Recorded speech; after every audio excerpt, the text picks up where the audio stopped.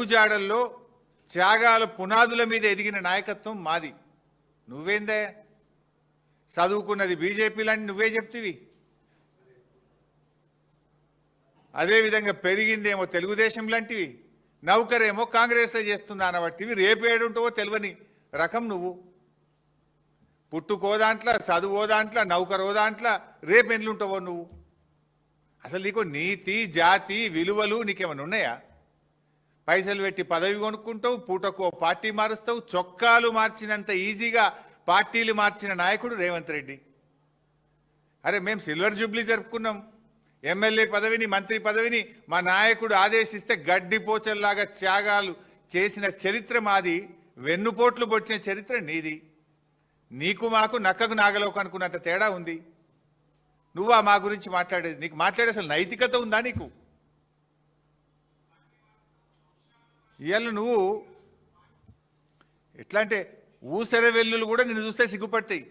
నువ్వు మాటలు మార్చే తీరు కానీ, నువ్వు పార్టీలు మార్చే తీరు ఊసెర వెల్లులు కూడా సిగ్గుపడేటంత దారుణంగా ఉంది నీ పరిస్థితి. అరే నీ నోటితోనే సోనియా గాంధీని దేవత అంటివి, నీ నోటితోనే బలిదేవత అన్న రకం కదా నువ్వు. మొక్కాల నీ నోటికి. బలిదేవత అన్నది నువ్వే, దేవత అన్నది నువ్వే. రేపు ఇంకేమంటావు ఆమెను? అసలు నీకు స్టాండ్ ఉందా? నీకు ఒక సిద్ధాంతం ఉందా? నీకు ఒక పద్ధతి ఉన్నదా రేవంత్ రెడ్డి? నీకు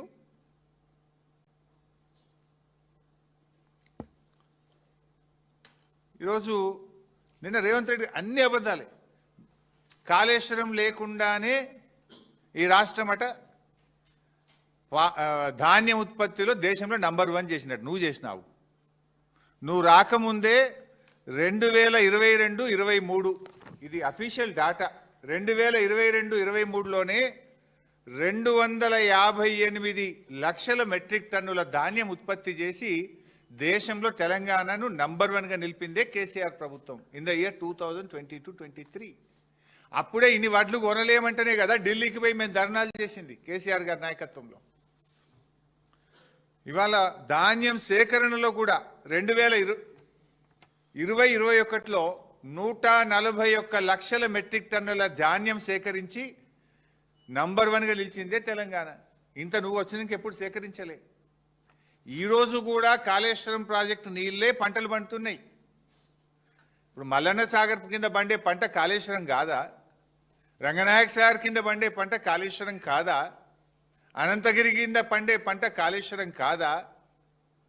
అవన్నీ కాళేశ్వరంకు దేర్ ఆర్ 3 సోర్సెస్. ఒకటి, బాగా పంట వర్షాలు పడితే ఎస్ఆర్ఎస్పి నుంచే కాళేశ్వరం నీళ్లు వాడతాం.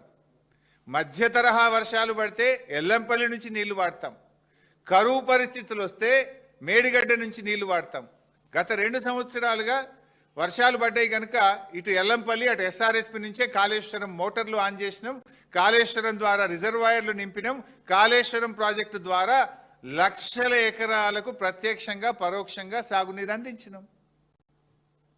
ఎందుకు ఆ చిల్లర మాటలు మాట్లాడతావు?